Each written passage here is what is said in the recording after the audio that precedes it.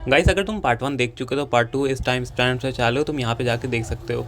हम सबको पता है कि बोरुतो हिस्ट्री का सबसे पावरफुल शिनोबी बन चुका है, पर कभी तुमने सोचा है क्या होता अगर बोरुतो वक्त में पीछे चला जाता? क्या वो चीज़ें सेम रहती या फिर सब कुछ बदल जाता? तो चलो आज की कहानी हम लोग शुरू करते हैं। काशिन कोजी बोरुतो को बताता है कि उसने हर तरीके का फ्यूचर देख लिया, हर तरीके से कोई भी ऐसा तरीका नहीं जिसमें कोनोहा डिस्ट्रॉय ना हो रहा हो। अगर तुमको अपने पूरे विलेज को बचाना सिर्फ एक ही तरीका, तुम पास में जाके सारे टेल बीस को कलेक्ट कर लो और उनको सब अपने अंदर अब्जॉर्ब करे, तुम इतने पावरफुल बन जाओ कि तुम जूरा को आसानी से हरा सको। ये सुन के बोरुतो हैरान होता है। वो उससे कहता है कि वक्त में पीछे जाना पॉसिबल है कि नहीं। काशिन कोजी उससे बताता है कि तुम वक्त में पीछे जा सकते हो। उसने इसके लिए एक डिवाइस बनाया होता है, पर ये सिर्फ एक ही टाइम काम करेगा और उसको वापस आना है तो उसको कोई ना कोई अपने आप से तरीका ढूंढना होगा। काशिन कोजी उससे कहता है अगर तुम किसी भी तरीके से पास्ट में फंस जाओ तो तुमको सारे टेल बीस को कलेक्ट करना होगा और कोई भी हद हो जाए तुमको किसी तरह से फोर्थ ग्रेड निंजा रॉर को रोकना होगा। अगर वो रुक गया तो जितनी भी चीज़ें वो सब टल जाएंगी फ्यूचर के लिए, पर तुम कभी भी फ्यूचर में वापस नहीं आ पाओगे। बोरुतो थोड़ी देर सोच में चला जाता है। वो अपने माँ बाप को याद करता है, अपनी बहन को, अपने दोस्तों को, और उन सबको बचाने के लिए वो ये डिसीजन एक्सेप्ट कर लेता है। काशिन कोची उसको एक डिवाइस देता है और जैसे ही वो ये डिवाइस लेता है वो तुरंत टेलीपोर्ट कर जाता है पास्ट के अंदर। बोरुतो पूरे विलेज को देख के काफ़ी हैरान होता है क्योंकि पूरा विलेज बहुत ही पुराने टाइप का लग रहा होता है, क्योंकि बोरुतो के अंदर काफ़ी विलेज ज़्यादा डेवलप कर गया होता है पर ये विलेज बहुत ही पुराना लग रहा होता है। बोरुतो के सामने एक रामेन शॉप होती है। वो समझ जाता है ये रामेन शॉप और कोई नहीं, उसके पापा की फेवरेट रामेन शॉप है। बोरुतो बहुत ज़्यादा शॉक हो जाता है क्योंकि उसके सामने नारुतो आके खड़ा हो गया होता है। नारुतो उसको घूर घूर के देख रहा होता है।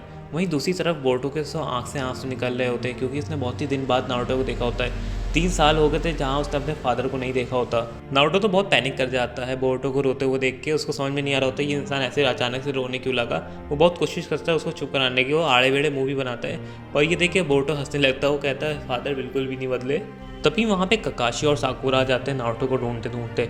वो लोग बहुत हैरान होते हैं वहाँ पे क्योंकि बोरुतो और नारुतो की शक्ल काफ़ी हद तक मैच कर रही होती है। वो लोग भी कह भी लेते हैं कि नारुतो क्या तुम्हारा कोई भाई भी था? नारुतो साफ साफ कहते हैं कि उसको अपने माँ बाप का नहीं पता तो उसके भाई को उससे क्या पता होगा। ककाशी बोरुतो से पूछता है तुम कौन हो? तुम्हारे सर पे बैंड लगा है शिनोबी का, तो तुम इसी विलेज के लगते हो पर मैंने आज तक तुम्हें नहीं देखा यहाँ पे। बोरुतो को पता होता है ये सवाल उसके सामने आएगा ही और झूठ बोलने का कोई फ़ायदा नहीं क्योंकि उसको अपनी एबिलिटीज़ को शोज करना ही पड़ेगा इन सबके सामने और उसको ज़रूरत भी है सारे लोगों की। अगर उसको टेल पीस को ढूंढना है तो वो सोचता है कि वो सच बताएगा पर वो पूरी सच्चाई नहीं बताएगा। वो ककाशी से कहता है कि मैं आपको सब कुछ बताऊंगा पर मेरे को होकागे ऑफिस के अंदर जाना है। ककाशी कुछ नहीं कहता, वो बस बोरुतो को घूर रहा होता है। उसके अंदर से उसको बहुत ही पावरफुल चक्र महसूस हो रहा होता है। ककाशी समझ गया होता है उसके सामने जो इंसान खड़ा है वो कोई नॉर्मल शिनोबी नहीं है, वो बहुत ही पावरफुल शिनोबी है। तब भी वो मान जाता है उसको होकागे ऑफिस में ले आने के लिए। थोड़ी देर बाद बोरुतो और सब लोग होकागे ऑफिस के अंदर होते हैं जहाँ पे सुनादे घूर रही होती है बोरुतो को। वो भी महसूस कर पा रही होती है उसके अंदर का बहुत ही भयानक चक्र। वो सिर्फ एक ही सवाल पूछती है तुम यहाँ पे क्या कर रहे हो और तुम कौन हो? बोरुतो की सवाल सुन के एक लंबी सांस लेता और फिर उनको बताना चालू करता है। वो सबसे पहले कहता है क्या हो सकता है आपको मेरी बातों पर विश्वास ना हो पर मैं वो भी दिला दूंगा आपको। वो कहना चालू करते हैं कि वो फ्यूचर से आया है और वो लिटरली आज से 30 साल बाद की फ्यूचर से आया है। वो उन सबको बताता है कि आगे फ्यूचर में एक बहुत ही भयानक एंटिटी आने वाली जो पूरे पूरे स्नोबी वर्ल्ड को ख़त्म करके रख देगी, तो वो सब पे बचने के लिए वो पास में आए जिससे वो पास को चेंज कर सके और जितनी फ्यूचर में चीज़ें होने वाली होती है वो सब बदल सके। ककाशी सुनाते सबको ये बात बकवास लग रही होती है। उसको लग रहा होता है ये कोई ऐसा निंजा है जो दूसरे देश से आया है हम लोग के ऊपर नज़र रखने के लिए और ये सब फालतू बातें कर रहा है। बोरुतो को पता होता है उसके ऊपर कोई विश्वास नहीं करेगा तो वो और फैक्ट बताना चालू कर देता है। वो कुछ सुनाते को पर्सनल बातें बताता है जिराए के बारे में और वहाँ पे जितने लोग होते हैं उन सबके बारे में कुछ ऐसी पर्सनल बातें बताता है जो उसको फ्यूचर से पता चली होती हैं। ये सब सुन के वहाँ पे लोग बहुत ज़्यादा हैरान हो जाते हैं। अब किसी के पास कोई ऐसा जवाब नहीं होता जिससे वो काउंटर कर सके बोरुतो के सवाल को। सुनाते उससे साफ साफ कह देती हैं भले तुमने जितनी बातें कही वो सब कुछ सच हो पर इसका कोई मतलब नहीं बनता कि तुम फ्यूचर से आओ। तुमने किसी तरह से हम लोग की इन्फॉर्मेशन निकाल ली है और तुम हम सबको यहाँ पे पागल बना रहे हो। तभी बोरुतो को सिर्फ एक चीज़ कहनी होती है सबको यकीन दिलाने के लिए। वो वहाँ पे जितने लोग होते हैं सबको वहाँ से कहता है बाहर निकलने के लिए, सिर्फ सुनाडो और ककाशी को छोड़ के। नारुतो, साकुरा जितने भी वहाँ पे दूसरे शिनोबी होते हैं सब बाहर होते हैं। वो सिर्फ फिर उसके बाद बताना चालू करता है सुनाडो और ककाशी को। तभी बोरुतो बताना चालू करता है ये फ्यूचर से और कहीं नहीं बल्कि नारुतो का बेटा है। ये सुन के तो ककाशी और सुनादे के पैरों के नीचे ज़मीन निकल जाती है। उसने कभी सोचा नहीं होगा ये लड़का जो उसके सामने खड़ा है और कोई नहीं नारुतो का लड़का है। पहली बार तो ये सुन के तो लिटरली ककाशी सुनाते किसान से अपनी हंसी रोक रहे होते हैं। उनको तो लग ही नहीं होता कि नारुतो का बेटा भी हो सकता है। वो तो सोच रहे होते हैं ये इंसान को इतना भी झूठ बोलने के लिए रेडी कि हम लोग को बस मनाने के लिए। उसके बाद फिर वो और भी बहुत सी चीज़ें ऐसे बताता है जो बहुत ही सीक्रेट होती हैं सुनाते और ककाशी को, जिसके बाद उन लोग को विश्वास करना ही पड़ता है कि ये फ्यूचर से आया है। सुनाते सीरियस फेस के साथ उससे पूछती है कि तुम किस तरह से अपने जो मकसद है उसको पूरा करोगे और ऐसी क्या चीज़ चेंज करोगे जिससे फ्यूचर बदल जाए। तो बोरुतो उसको ज़्यादा नहीं बताता क्योंकि अगर उसने ज़्यादा कुछ बताया तो फ्यूचर बिल्कुल चेंज नहीं होगा। वो सिर्फ इतना बताता है कि वो आप लोगों की भी मदद करूँगा मैं, और आप लोग अकात्सुकी को जानते होगे, उनके बहुत से ऐसे प्लान्स हैं जिससे आपका विलेज को खतरा है, मैं उन सब की मैं आपकी हेल्प करूँगा क्योंकि मेरे को पहले ही पता है वो लोग कैसे और क्या करेंगे। सो जितना भी नुकसान होगा उससे मैं आपको पहले ही बाहर निकाल दूंगा। सुनाने एकदम राज़ी हो गई होती है इस बोरुतो की सारी बातें मानने के लिए। तभी बोरुतो कहता है आपको बहुत जल्दी एक खबर मिलेगी। तभी कुछ शिनोबी आते सुनाने को बताते कि कासे गारा को किडनैप कर लिया गया है और जो वहाँ के विलेज उसने हम लोग से मदद मांगी है। सुनाते बोरुतो की तरफ देखती है और उसको 100% विश्वास हो जाता है अब कि वो कोई और नहीं, वो फ्यूचर से ही आया है। तभी वो बोरुतो से पूछती है कि हम लोग को अब क्या करना चाहिए। बोरुतो से वेकी कहता है कि आप मेरे साथ नारुतो, ककाशी और साकुरा को भेजिए और मैं जाऊँगा इन लोगों के साथ, हम 4 लोग काफ़ी होंगे उन लोगों को बचाने के लिए। तभी वो कहती है वो अकात्सुकी के मेंबर वो लोग बहुत ज़्यादा पावरफुल है, तो तुम 4 लोग मिलकर उन लोगों को हो सकता है सामना ना कर पाओ। तो बोरुतो कहता है आप उसकी टेंशन ना ली, मैंने फ्यूचर से आया हूँ, मेरे को सब पता है कि किसके पास कैसी एबिलिटीज़ है और क्या पावर है, वो सब मेरे पे छोड़ दिए। हम लोग देखते हैं कि काकाशी के साथ बोरुतो, साकुरा और नारुतो जा रहे होते हैं। नारुतो तो अभी विश्वास नहीं कर रहा होता कि सास्की की जगह इस बोरुतो ने ले ली। वो तो पूरे रास्ते बोरुतो के ऊपर चीखते आ रहा होता है कि मेरे सास्की की जगह कोई नहीं ले सकता। बोरुतो कुछ नहीं उससे कह रहा होता, उसको तो अच्छा लग रहा होता अपने फादर के साथ टाइम स्पेंड करना। उन सबको जगह मिल जाती जहाँ पे देदारा और सासूरी ने किडनैप करा था गारो को। तभी हम लोग देखते हैं कि देदारा उन लोगों पर अटैक कर देता है। ये देख के काकाशी सेंसेस जितने भी अटैक होते हैं उन सबको डिफ्लेक्ट कर देता है, पर जितने भी बाकी अटैक्स होते हैं वो सब वहाँ पे आके लैंड हो जाते हैं, पर किसी तरीके से बोरुतो ने उन सबको बचा लिया होता है। तभी हम लोग देखते हैं कि देदारा बाकी नारुतो और काकाशी के ऊपर अटैक कर देता है। तो बोरुतो कहते हैं कि यार तुम लोग इसको संभाल लोगे, तो नारुतो काकाशी कहते हैं कि तुम लोग जाओ दूसरे से लिपटो, मैं हम लोग इसको संभाल लेंगे। तभी बोरुतो जाता है सासूरी से लिपटने के लिए। बोरुतो के सामने सासूरी होता है। सासूरी अपने बहुत सारी डॉल्स निकाल लेता है उसके ऊपर अटैक करने के लिए, पर बहुत ही आसानी से अपना फ्लाइंग राइजिन यूज़ करता है बोरुतो। उसके सारी डॉल से बचते हुए उसके पास जाके उसको रासेंगन मारता है। उसका रासेंगन इतना पावरफुल होता है कि सासूरी दूर जाके गिरता है। तभी सासूरी अपनी हज़ारों के हिसाब से डॉल्स निकाल लेते हैं उसके ऊपर हमला करने के लिए, पर बोरुतो के चेहरे पे एक शिकन नहीं आई होती। बोरुतो सिर्फ अपना एक फ्लाइंग राइजिन करता है, उसके बाद फिर से पहुंचता है, फिर से उसको एक रासेंगन मारता है। बोरुतो तुरंत जाता है गारा को बचाने के लिए। वो देखता है गारा की सांसें चल रही होती है, उसको पता होता है अगर इसको अभी नहीं बचाए तो गारा तुरंत मर जाएगा। वो तुरंत जाता है साकुरा पास गारा को बचाने के लिए। साकुरा कहती है कि मैंने बस अभी चालू करा है हीलिंग जिसको सीखना, मेरे को नहीं लगता मैं इसे बचा पाऊंगा। पर बोरुतो को पता होता है कि आगे चल के वो बहुत ही पावरफुल एक हीलिंग निंजा बनती है, तो उसे कहते हैं कि तुम्हें अपने ऊपर भरोसा रखना होगा, अपनी स्किल्स के ऊपर। तभी साकुरा कोशिश करती है और गारा बिल्कुल से एकदम ठीक हो जाता है। तभी काकाशी साकुरा गारा को उठा के ले जाते उसके विलेज के अंदर। तभी हम लोग देखते दूसरी तरफ सुनाटे को भी खबर मिल जाती कि गारा बच चुका है। सुनाटे समझ जाती कि बोरुतो जो कुछ कह रहा था वो सब सच कह रहा था। दूसरी तरफ नारुतो और बोरुतो अपना एक साथ जा रहे होते कहीं और पे, वो लोग अपने विलेज की तरफ निकल रहे होते। तभी उनके बीच में अचानक से कहीं से ओरोचिमारू आ जाता है। ओरोचिमारू यहाँ पे आया होता है नारुतो के लिए। वो तुरंत अटैक कर देते हैं नारुतो की तरफ, पर बोरुतो और नारुतो दोनों उसके अटैक से बच जाते हैं। बोरुतो को समझ में नहीं आ रहा होता है कि ये इंसान तो उसके टाइम पे इतना ज़्यादा अच्छा था, पर उसको पता होता है कि ओरोचिमारू पास में बहुत ईविल होता है। फिर बोरुतो उसको समझाने की कोशिश कर रहा होता है कि तुम एक अच्छे पहले से थे, अब तुमको फिर वापस से एक अच्छा इंसान बन जाना चाहिए।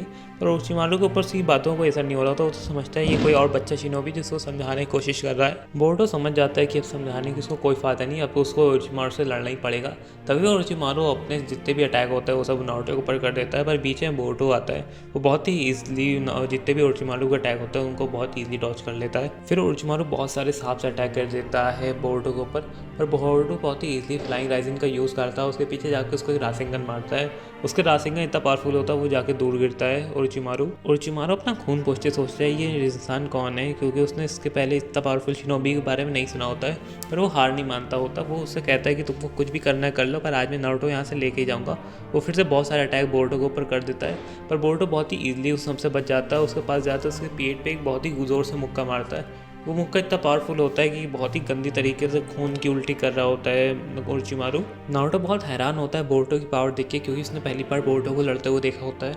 उसने देख लिया होता है कि ओरोचिमारू जिसने थर्ड होकागे को इतनी आसानी से मार दिया, उसके सामने ओरोचिमारू बिल्कुल टिक नहीं पा रहा होता और वो एकदम ग्राउंड छोड़ के भाग गया होता है। नारुतो से कहता है कि तुम्हारे पास इतने सारे जुत्सु हैं, क्या तुम उनमें से कुछ मेरे को सिखा सकते हो।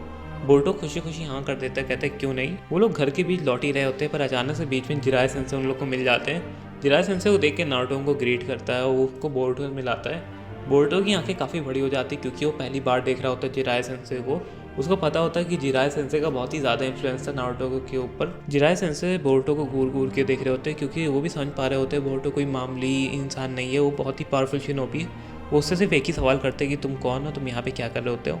ये सवाल सुन के बोर्टो काफ़ी हैरान हो गया होता है। बोर्टो का फेस रिएक्शन काफ़ी ज़्यादा शॉक होता है क्योंकि उसको पता होता है उसके फादर की लाइफ में जिराय सेंसे का बहुत ही ज़्यादा रोल था और उसका इस तरह से सवाल पूछना उसको काफ़ी शॉक कर देता है। जिराय भी नोटिस कर पा रहा होता है बोर्टो के अंदर से उसकी पावर हो, उसकी आइडेंटिटी जानना चाह रहा होता है। जिराय फिर से अपनी बात को रिपीट करता है कि तुम कौन हो और तुम्हारा नाम क्या है। तभी नारुतो जिराय से कहने लगता है कि ये एक नया शिनोबी है जो आज ही हम लोग को मिला था और ये बहुत ही ज़्यादा पावरफुल है। यहाँ ये इतना ज़्यादा पावरफुल है कि ओरोचिमारू भी इसको डर के भागना पड़ा। ये बात सुन के जिराय भी काफ़ी शॉक हो जाता है क्योंकि यहाँ तक ओरोचिमारू के सामने जिराय भी टिकना बहुत ही मुश्किल है। नारुतो तभी बोरुतो के बारे में और काफ़ी चीज़ें बताता है कि बोरुतो रासेंगन भी यूज़ कर सकता है, वो भी उससे भी ज़्यादा पावरफुल लेवल पे, और भी बहुत सी चीज़ें वो बताता है। जिराय भी सोचता है कि मैंने अपना पूरा वर्ल्ड घूम लिया है पर मैंने इतना पावरफुल शिनोबी आज तक कहीं नहीं देखा। तभी जिराया सेंसे नारुतो को कहीं और भेज देता है। वो कहते हैं कि उसको बोरुतो से कुछ अकेले में बातें करनी है। ये दोनों आमने सामने खड़े होते हैं। एक तरफ बोरुतो भी जिराया सेंसे को देख रहा होता है और जिराया सेंसे भी घूर घूर के बोरुतो को देख रहे होते हैं। तभी बोरुतो एक लंबी सांस लेता है। वो कहता है मैं आपको सब कुछ बताता हूँ, मैं कहाँ से हूँ और मैं कौन हूँ। तभी धीरे धीरे बोरुतो जितनी भी कहानी उसने सबको बताई होती है सुनाडे वगैरह को, सेम चीज़ इन जिराया सेंसे को बताया जाता है। जिराया सेंसे बहुत ही ज़्यादा शौक हो जाते हैं पर वो तुरंत विश्वास कर लेते हैं। यहाँ तक बोरुतो भी शौक होता है क्योंकि सुनाडे और काकाशी तो बहुत ही मुश्किल से विश्वास करा था। वहीं दूसरी तरफ जिराया सेंसे इतने ज़्यादा स्मार्ट है कि वो तुरंत समझ गए कि वो फ्यूचर से आया है। बोरुतो ने जिराया सेंसे को नहीं बताया होता है कि वो नारुतो का बेटा है। तब भी जिराया सेंसे अपने आप गेस कर लेते हैं कि तुम कोई और नहीं नारुतो के ही कुछ रिलेटेड लग रहे हो। तभी बोरुतो बताता है कि हाँ मैं उन्हीं का बेटा हूँ। ये सुन के जिराया के चेहरे पे एक स्माइल आ जाती है। तभी वो बोरुतो से पूछता है फ्यूचर में मेरी क्या हालत है, क्या मैं अभी भी अपनी ठरकी पन्ने से बाज नहीं आया। ये सुन के बोरुतो थोड़ा सा इमोशनल हो जाता है, वो कोई जवाब नहीं देता। ये चीज़ देख के तो जिराय भी थोड़ा सीरियस हो जाता है। वो समझ जाता है कि फ्यूचर में वो सर्वाइव नहीं कर पाएगा। पर बोरुतो कहता है कि आपको टेंशन लेने की बिल्कुल ज़रूरत नहीं है, मैं इसलिए पास में आया हूँ कि मैं सब चीज़ें चेंज कर सकूँ। पर जिराय सेंसे कहते हैं कि तुम्हारे पास के आने की वजह से बहुत सी चीज़ें ऐसी होंगी जो फ्यूचर में बदल जाएंगी। क्या तुम श्योर हो कि तुम ऐसा कुछ नहीं करोगे जिससे फ्यूचर आगे डिस्ट्रॉय हो जाए। ये सुन के बोरुतो भी काफ़ी कंफ्यूज होता है क्योंकि वो समय के साथ छेड़छाड़ करना कोई आसान चीज़ नहीं है। पर बोरुतो कहता है अगर मैं समय में पीछे नहीं आता तो 100% जो हमारा वर्ल्ड पूरी तरह से तबाह हो जाता क्योंकि हमारे ऊपर इस टाइम एक ऐसा खतरा मंडरा रहा है जिसका सामना मैं भी नहीं कर सकता। जिराय ये सुन के काफ़ी सीरियस हो जाता है पर वो फिर मूड को थोड़ा लाइट करते हुए उसके कंधे पे हाथ मारता है। कहता है कोई नहीं, तुम जितनी भी मदद चाहिए तुम मेरे से कह सकते हो, मैं तुमको काफ़ी मदद करूँगा। तभी बोरुतो कहता है कि आप मेरी एक मदद कर सकते हो कि आप मेरे को ट्रेनिंग दे सकते हो। जिराय काफ़ी शौक होता है क्योंकि वो जानता है बोरुतो पहले ही से बहुत ज़्यादा स्ट्रॉन्ग है, यहाँ तक जिराय से भी बहुत ज़्यादा स्ट्रॉन्ग, तब वो उससे ट्रेनिंग क्यों मांग रहा है। तभी बोरुतो कहता है कि आपने सिर्फ मेरे फादर को स्ट्रॉन्ग नहीं बनाया, उनको बहुत ही ग्रेट पर्सनैलिटी भी दी थी, तो मैं चाहता हूँ कि आप मेरे को ट्रेनिंग दें जिससे मैं भी उनकी तरह बन पाऊँ। ये सुन के जिराया एक बहुत ही अच्छी स्माइल करता है। वो कहता है ज़रूर क्यों नहीं। तभी हम लोग देखते हैं कि जिराया नारुतो बोरुतो एक झील के पास ट्रेनिंग कर रहे होते हैं। जिराया बोरुतो को एक्सप्लेन कर रहे होते हैं कुछ नए तरह के जुत्सु जो वो अपना परफॉर्म करते हैं और वो सेज मोड के बारे में इसको और डीप नॉलेज देते हैं जिससे वो सेज मोड को और ईजी आसानी से इस्तेमाल कर सके। वो लोग ये सब ट्रेनिंग कर ही रहे होते हैं तभी अचानक से बीच में कहीं किसामे और इताची आ जाते हैं। ये देख के तो जिराया नारुतो और बोरुतो भी काफ़ी हैरान हो जाते हैं कि ये लोग अचानक से कहाँ आ गए। जिराया घूरते हुए सिर्फ एक ही सवाल करता है उन दोनों को, तुम लोग यहाँ क्या कर रहे हो। किसामे के पास सिर्फ एक ही जवाब होता है कि हम लोग नारुतो के अंदर से नाइन टेल लेने आए। ये जवाब सुन के ही तुरंत जिराया कहता है कि तुम लोग पहले भी एक बार आपने इस मकसद पर कामयाब नहीं हो पाए थे और इस बार भी नहीं हो पाओगे। किसामे और इताची कहते हैं ये चीज़ तो देखी जाएगी बुड्ढे। वहीं दूसरी तरफ इताची का पूरा फोकस बोरुतो के ऊपर होता है क्योंकि उसने फील कर लिया होता है बोरुतो कोई मामूली शिनोबी नहीं है, वो भी काफ़ी ज़्यादा पावरफुल है। यहाँ तक किसामे भी उससे पूछता है ये शिनोबी को मैंने आज तक नहीं देखा, ना इसके बारे में सुना, और इसको देखने से लगता है ये कुछ थोड़ा बहुत स्किल शिनोबी है। तभी इताची कहता है कि मैंने भी इसके बारे में नहीं सुना, मैं भी आज इसको पहली बार देख रहा हूँ। किसामे तभी थोड़ा सा ओवर कॉन्फिडेंट होते हुए बोलता है कि भले ही कितना पावरफुल हो पर तभी भी ये बच्चा ही है, और तुरंत वो अपनी तलवार से जाके अटैक कर देता है बोरुतो के ऊपर। पर बोरुतो अपना फ्लाइंग डाइजिन यूज़ करके उसके पीछे आ जाता है। किसी को समझ में नहीं आता ये स्पीड कैसी थी और जिराय ये चीज़ देख के बहुत ज़्यादा हैरान होता है क्योंकि उसने अभी अभी फ्लाइंग डाइजिन इसको यूज़ करते देखा जो इसके ग्रैंडपा यूज़ करते थे। जिराय इससे काफ़ी ज़्यादा खुश होता है क्योंकि उसने मिनाटो की फ्लाइंग डाइजिन उससे भी ज़्यादा अच्छे तरीके से मास्टर करी है।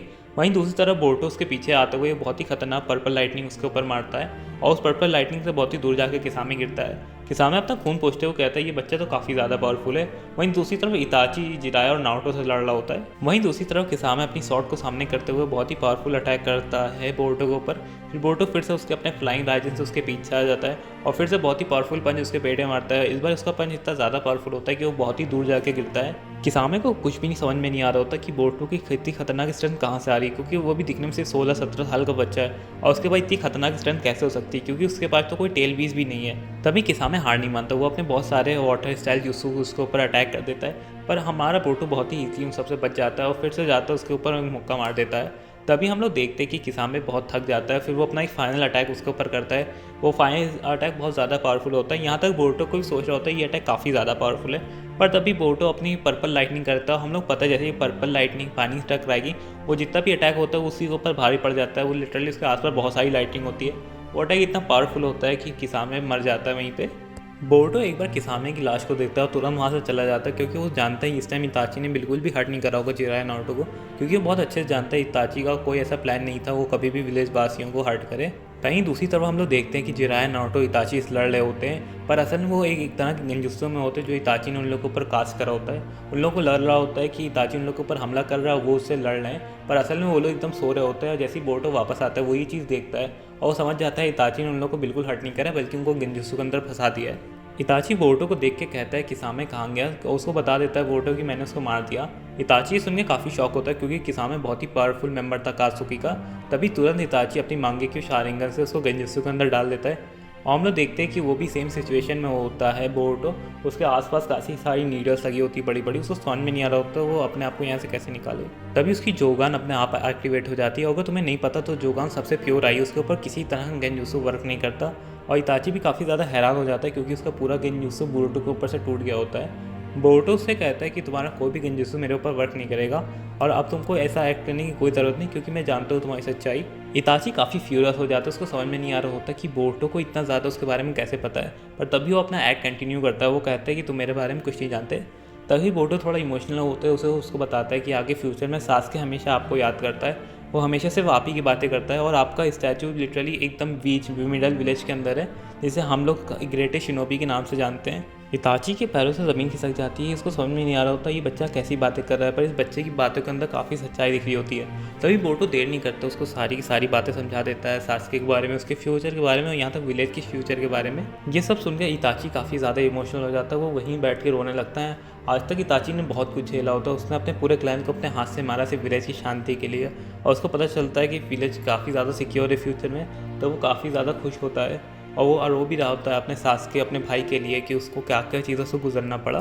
तभी हम लोग देखते हैं जिराया नारुतो भी अपना गेंजुत्सु तोड़ के निकल आते हैं। वो लोग भी देखते हैं उनके सामने इताची बैठा रो रहा होता है। जिराया नारुतो को समझ में नहीं आ रहा होता है ये यहाँ पे हो क्या रहा है। तभी इताची उठता है और उन लोग को देखता है, और दूसरी तरफ वो बोरुतो को देख के पूछता है कि अब मेरे को क्या करना चाहिए, मेरे को बिल्कुल समझ में नहीं आ रहा, क्योंकि मैं अब एक रोग निंजा बन चुका हूँ। तभी बोरुतो उसको एडवाइस देता है कि आपको वापस आ जाना चाहिए विलेज के अंदर, क्योंकि एक आने वाला खतरा ऐसा है जिसमें हम लोग को बहुत ही पावरफुल शिनोबी की ज़रूरत पड़ेगी।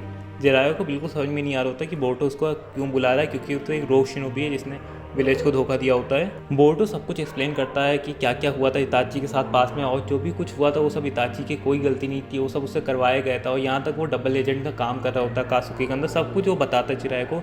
ये सब सुन के जिराया बहुत ही ज़्यादा शॉक होता है। वो बहुत ज़्यादा गिल्टी भी होता है और बहुत ही ज़्यादा बुरा फील कर रहा होता है इताची के लिए, क्योंकि उस टाइम इताची जिस टाइम अपने पूरे क्लैन को उसने ख़त्म करा था, वो सिर्फ एक 16-17 साल का बच्चा था, और वो सोच भी नहीं सकता कि उसने क्या क्या चीज़ों से गुजरा होगा, इतना कुछ सिर्फ अपने विलेज को बचाने के लिए। इताची जिराया के सामने खड़ा होता है, उन लोगों के बीच में एक ऑकवर्ड साइलेंस होती है, पर तभी जिराया जाता उसको गले लगा लेता है, और जैसे ही वो गले लगाता है इताची उसके कंधों पे ही रोने लगता है, क्योंकि इताची ने बहुत सारी चीज़ें अपने अंदर दबा के रखी होती हैं। उसके पास कोई नहीं होता जिससे वो अपना गम बांट सके, उसकी सिचुएशन बता सके।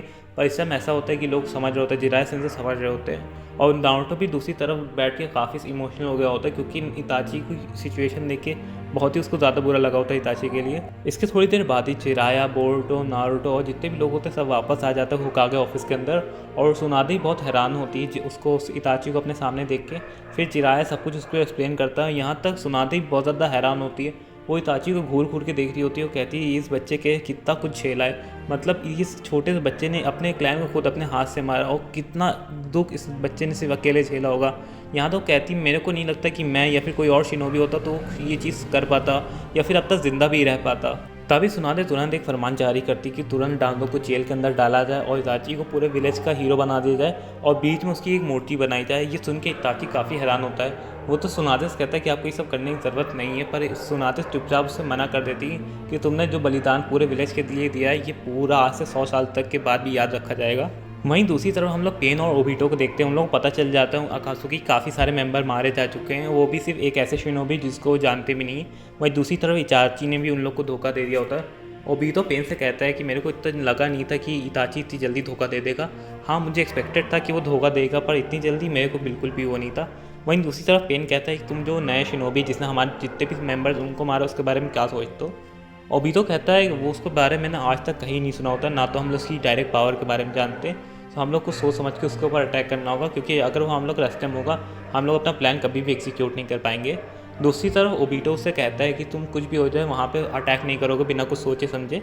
ओबीटो फिर वहाँ चला जाता है। दूसरी तरफ पेन कोनन से कहता है कि ओबीटो कुछ भी कह रहा है कहने दो, आज हम लोग विलेज के ऊपर अटैक करेंगे, वहाँ से हम लोग उस इंसान को ही मार देंगे बोरुतो को, और नारुतो के अंदर से 9 टेल भी लेके आएंगे, और आज कोनोहा विलेज की मौत होगी, वहाँ जितने भी लोग होंगे सब मरेंगे वहाँ पे। ओके गाइस, आज की वीडियो मैं यही खत्म करता हूँ। अगर वीडियो अच्छी लगी हो लाइक करना, चैनल को सब्सक्राइब करना, और जो कमेंट के अंदर लिंक है वहाँ तुम कीचेन बाय कर सकते हो, उससे मेरे को ही सपोर्ट मिल जाएगा। और हाइप करना मत भूलना, और कोई भी तुम्हारा सजेशन हो तुम तुरंत कमेंट में जा के दे सकते हो। और ठीक है, टाटा बाय बाय।